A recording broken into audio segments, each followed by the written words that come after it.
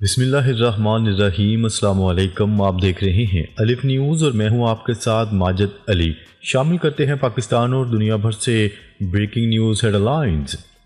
اسرائیل نے شام کے اہم علاقے پر قبضہ کر لیا۔ اسرائیل کی جانب سے شام کے مختلف علاقوں پر غیر قانونی قبضوں کا سلسلہ جاری ہے۔ تازہ ترین پیش رفت میں شام کی اہم ترین پہاڑی جبل شیخ پر قبضے کا اعلان کر دیا گیا۔ بین الاقوامی خبرساں ادارے کی رپورٹ کے مطابق اسرائیلی وزیر دفاع کا اپنے بیان میں کہنا تھا کہ شام میں جبل شیخ پر مستقر رہیں گے۔ غیر ملکی میڈیا کا کہنا ہے کہ شام کی پہاڑی جبل الشیخ سے دمشق کا براہ راست نظارہ ہوتا ہے۔ میڈیا رپورٹس کے مطابق اسرائیلی اقدام کو متعدد ممالک اور اقوام متحدہ کی جانب سے بین الاقوامی معاہدوں کی خلاف ورزی قرار دیتے ہوئے تنقید کا نشانہ بنایا گیا ہے۔ ان ممالک نے اسرائیل سے اپنے فوجیوں کو واپس بلانے کا مطالبہ کیا ہے۔ دوسری جانب مقبوضہ مغربی کنارے میں اسرائیلی فضائی حملے میں حماس کے 2 ارکان شہید ہو گئے۔ فلسطینی گروپ کا کہنا ہے کہ غزہ میں جنگ بندی کے معاہدے کے آغاز کے بعد سے اسرائیل کی جانب سے مقبوضہ مغربی کنارے پر حملے جاری ہیں۔ تازہ فضائی حملے میں طول کرم شہر میں حماس کے 2 جنگجو شہید ہو گئے۔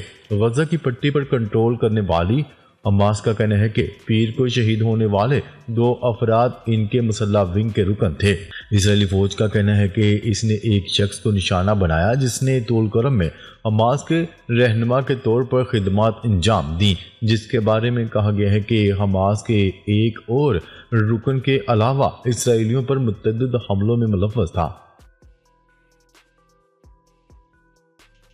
خبر کے اگلے حصے میں بات کرتے ہیں مصر کو چاہیے کہ حماس کو دوبارہ غزہ پر حکومت کرنے سے روکے۔ امریکی وزیر خارجہ امریکی محکمہ خارجہ کا کہنا ہے کہ وزیر خارجہ مارکو روبیو نے منگل کے روز مصر کے وزیر خارجہ سے بات چیت کرتے ہوئے اس بات کو یقینی بنانے پر زور دیا کہ حماس دوبارہ کبھی غزہ پر حکومت نہ کر سکے۔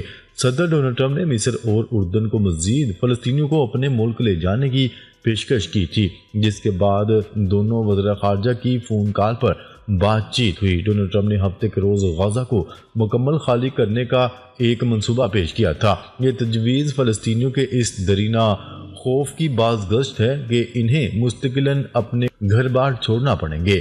مارکو روبیو اور مصری وزیر خارجہ کے درمیان ہونے والی ملاقات کے بعد امریکی محکمہ خارجہ کے جاری کردہ بیان میں ڈونلڈ ٹرمپ کی تجویز کا ذکر نہیں کیا گیا۔ اردن اور مصر کا فلسطینی کو اپنے ملک لے جانا ایک عارضی حل ہے۔ خبر کے اگلے حصے میں بات کرتے ہیں امریکہ سے 7,000 غیر قانونی تارکین کو نکال دیا گیا، 2500 گرفتار۔ ڈونلڈ ٹرمپ کے اقتدار میں آتے ہی غیر قانونی تارکین وطن کے خلاف کریک ڈاؤن شروع کر دیا گیا۔ گزشتہ ہفتے کے دوران 7,000 سے زائد غیر قانونی تارکین کو امریکہ بدر جبکہ 2,500 کے قریب تارکین کو گرفتار کر لیا گیا ہے۔ ہوم لینڈ سیکیورٹی کے مطابق زیر حراست افراد کا تعلق Mexico, Senegal, Afghanistan, Bolivia, Brazil اور متعدد ممالک سے ہے۔ دوسری جانب امریکہ میں تارکین وطن کے خلاف کارروائی کے بعد لاطینی امریکہ اور کیریبین ریاستوں نے اس مسئلے پر غور کے لیے ہنگامی اجلاس طلب کر لیا، جبکہ کولمبیا نے صدر ڈونلڈ ٹرمپ کی تمام شرائط تسلیم کر لی ہیں۔ خبر کے اگلے حصے میں بات کرتے ہیں امریکی صدر ڈونلڈ ٹرمپ نے ایپلیکیشن ڈیپ سیک کو امریکہ کے لیے خطرہ قرار دے دیا۔ وائٹ ہاؤس کی نئی ترجمان کیرولین لیوٹ نے اپنی پہلی نیوز بریفنگ میں بتایا کہ صدر ڈونلڈ ٹرمپ چینی ایپلیکیشن ڈیپ سیک کو امریکہ کے لیے ایک بڑا خطرہ سمجھتے ہیں اور اس کے حوالے سے سخت اقدامات پر غور کر رہے ہیں۔ کیرولین لیوٹ نے بتایا کہ صدر ڈونلڈ ٹرمپ کا مقصد امریکہ کو مصنوعی ذہانت کے میدان میں عالمی سطح پر آگے لے جانا ہے تاکہ ملک عالمی ٹیکنالوجی کی دوڑ میں سب سے آگے رہے۔ ترجمان نے مزید کہا کہ صدر ڈونلڈ ٹرمپ نے 300 سے زائد ایگزیکٹو آرڈر جاری کیے ہیں جن کا مقصد ملک کی سلامتی اور معیشت کو مستحکم کرنا ہے۔ ان آرڈرز میں خاص طور پر جنوبی سرحد پر ہنگامی حالت نافذ کرنے کی حکمت عملی شامل ہے، جس کا مقصد غیر قانونی تارکین وطن کو روکنا ہے۔ ترجمان کیرولین لیوٹ نے کہا ہے کہ ہمارے اقدامات کے بعد غیر قانونی تارکین وطن کو دوبارہ امریکہ میں داخل ہونے کا سوچنا بھی مشکل ہوگا۔ جو کوئی بھی امریکہ میں غیر قانونی طور پر داخل ہوگا وہ مجرم قرار پائے گا۔ ترجمان نے اس بات پر بھی زور دیا کہ صدر ڈونلڈ ٹرمپ نے مہنگائی سے نمٹنے کے لیے ضروری اقدامات کیے ہیں اور ان کے اقدامات سے معیشت پر مثبت اثرات مرتب ہوں گے۔ کیرولین لیوٹ نے وفاقی اداروں کی فنڈنگ روکنے کے اقدامات کو عارضی قرار دیا اور کہا کہ یہ فیصلہ ملک کے بہترین مفاد میں کیا گیا ہے۔ ترجمان کا کہنا تھا کہ صدر 1 فروری کو کینیڈا اور میکسیکو پر محصولات عائد کرنے کا ارادہ رکھتے ہیں۔ پریس سیکرٹری نے اعلان کیا کہ ڈونلڈ ٹرمپ انتظامیہ نے نیو میڈیا کو وائٹ ہاؤس بریفنگ میں شرکت کی اجازت دے دی ہے، جس کے بعد کنٹینٹ کریٹر، پوڈ کاسٹرز اور social media influencer white house briefing میں شرکت اور سوال کر سکیں گے۔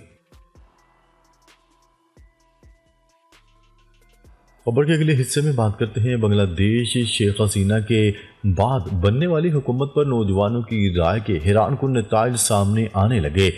بنگلہ دیشی ویب سائٹ ڈھاکہ ٹریبیون نے رپورٹ میں بتایا ہے کہ ملک بھر میں کیے گئے سروے کے نتائج کے مطابق 95% نوجوان ڈاکٹر محمد یونس کی سربراہی میں قائم حکومت کے اقدامات سے مطمئن ہیں۔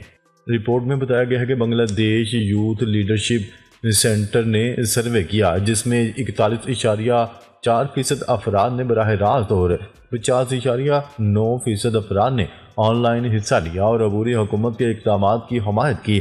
سروے کے نتائج سے یہ بات اخذ کر لی گئی ہے کہ نوجوان موجودہ عبوری حکومت کے حوالے سے پرجوش ہیں اور قومی ترقی کے لیے پرامید ہیں۔ خبر کے اگلے حصے میں بات کرتے ہیں اسرائیل اور حماس کے درمیان دوسرے مرحلے کے مذاکرات کا آغاز۔ اسرائیل اور حماس کے درمیان قیدیوں کے تبادلے کے پہلے مرحلے کے بعد غزہ میں جنگ بندی اور قیدیوں کے تبادلے کے سمجھوتے کے دوسرے مرحلے کے لیے مذاکرات شروع ہو گئے ہیں۔ العربیہ کی رپورٹ کے مطابق اسرائیلی میڈیا نے بتایا ہے کہ حماس نے زخمیوں کو علاج کے لیے باہر بھیجنے اور اسرائیلی حملوں کے دوران غزہ کی پٹی چھوڑ جانے والے فلسطینیوں کی واپسی کے لیے اگلے چند روز میں رفح کی راہداری کھولنے کا فیصلہ کر لیا۔ حماس کے رہنما سامی ابو ظہری نے کہا ہے کہ ثالث ممالک نے دونوں فریقین کے اقدامات کا جائزہ لینا شروع کر دیا تاکہ غزہ جنگ بندی کا دوسرا مرحلہ شروع کیا جا سکے۔ انہوں نے کہا کہ غزہ کی پٹی کا مستقبل صرف فلسطینیوں سے جڑا ہوا ہے اور اسرائیلی وزیر اعظم نیتن یاہو کے پاس صرف ایک راستہ ہے کہ وہ اس معاہدے کی تکمیل تک کاربند رہیں۔ حماس رہنما کا کہنا تھا کہ غزہ کی پٹی میں انتظامی حوالے سے کوئی خلا پیدا نہیں ہوا ہے اور فلسطینی عوام کی حمایت یافتہ حکومت کی تشکیل کا خیر مقدم کیا جائے گا۔ اسرائیل سے معاہدے کے تحت پہلے مرحلے میں فلسطینیوں کی اپنی سرزمین واپسی کے حوالے سے حماس نے بتایا کہ چند روز میں 3 لاکھ افراد بے گھر فلسطینی شمالی غزہ میں اپنے گھروں میں منتقل ہو چکے ہیں۔ غزہ میں حکومت کے انفارمیشن بیورو کے سربراہ نے آگاہ کیا ہے کہ جنگ زدہ غزہ پٹی میں واپس آنے والے 90% فلسطینی اپنے گھروں سے محروم ہو چکے ہیں۔ کیا رہے کہ حماس اور اسرائیل کے درمیان گزشتہ ہفتے مصر، قطر اور امریکہ کی ثالثی میں جنگ بندی ہوئی تھی اور معاہدے کے تحت قیدیوں کا تبادلہ ہوا تھا۔ معاہدے کے بعد 2 مرتبہ قیدیوں کا تبادلہ ہوا ہے۔ خبر کے اگلے حصے میں بات کرتے ہیں چھوٹے سے غزہ نے اسرائیل کو گھٹنے ٹیکنے پر مجبور کر دیا۔ آیت اللہ خامنائی تہران میں ایرانی حکام سے ملاقات میں آیت اللہ خامنائی نے کہا چھوٹے اور محدود سے غزہ نے صہیونی حکومت کو گھٹنے ٹیکنے پر مجبور کر دیا اور ہتھیاروں سے لیس صہیونی حکومت کو غزہ میں جنگ بندی کرنا پڑی، جبکہ اسے امریکی حمایت بھی حاصل تھی۔ امریکی میڈیا کے مطابق آیت اللہ خامنائی کا کہنا تھا کہ غزہ نے صہیونی حکومت کو ناکو چنے چبوا دیے اور مکمل امریکی حمایت کے حامل صہیونی حکومت کو گھٹنے ٹیکنے پر مجبور کر دیا اور یہ مزاحمت کا کمال ہے۔ انہوں نے مزید کہا ہمیں معلوم ہے کہ سفارتکاری کی مسکراہٹوں کے پیچھے پوشیدہ اور اندرونی دشمنیاں اور بدنیتی چھپی ہوتی ہے۔ اپنی آنکھیں کھولیں اور محتاط رہیں کہ ہم کس سے ملتے ہیں، کس سے مذاکرات کرتے ہیں اور کس سے بات کرتے ہیں۔ خبر کے اگلے حصے میں بات کرتے ہیں اسرائیل نے اونروا کو 48 گھنٹوں کا وقت دے دیا، امریکہ نے پابندی کی حمایت کر دی۔ تفصیلات کے مطابق فلسطین کی صورتحال پر اقوام متحدہ کی سلامتی کونسل کا اجلاس منعقد ہوا۔ نیو یارک میں اجلاس کے دوران اقوام متحدہ کے امدادی ادارے اونروا کے سربراہ بھی شریک ہوئے۔ اونروا کے سربراہ نے بتایا کہ اسرائیل اونروا پر فلسطینیوں کے لیے امدادی کاموں کو بند کرنے کے لیے دباؤ بڑھا رہا ہے۔ اسرائیل نے اونروا کو آپریشن بند کرنے کے لیے 48 گھنٹے کا وقت دے دیا، جبکہ غزہ جنگ کے دوران پہلے ہی اسرائیل اونروا پر پابندی لگا چکا ہے۔ فلپ لازارینی نے کہا کہ فلسطینی پناہ گزینوں کے لیے اقوام متحدہ کی ایجنسی پر اسرائیلی پابندی جمعرات سے شروع ہونے والی ہے۔ اسرائیلی پابندی سے فلسطینیوں کو نقصان ہوگا، اس سے غزہ کی جنگ بندی کو خطرہ لاحق ہو سکتا ہے۔ اسرائیل پہلے ہی اونروا کے تمام رابطے کاٹ چکا ہے اور اب مسائل میں اضافہ کر رہا ہے اور فلسطینیوں کی زندگیوں کو نقصان پہنچا رہا ہے۔ دوسری طرف اسرائیل کی جانب سے غزہ میں امدادی کاموں میں مصروف اونروا پر پابندی کی امریکہ نے بھی حمایت کر دی۔ UN میں امریکی نمائندے نے کہا اونروا اسرائیلی پابندیوں کے اثرات کو بڑھا چڑھا کر پیش کر رہی ہے، اس لیے امریکہ اسرائیل کے اونروا کو بند کرنے کے فیصلے کی حمایت کرتا ہے۔ ناظرین، اب تک کے لیے اتنا ہی۔ مزید خبریں لے کر بہت جلد آپ کی خدمت میں حاضر ہوں گے، تب تک کے لیے اپنا خیال رکھیے گا۔ اللہ نگہبان۔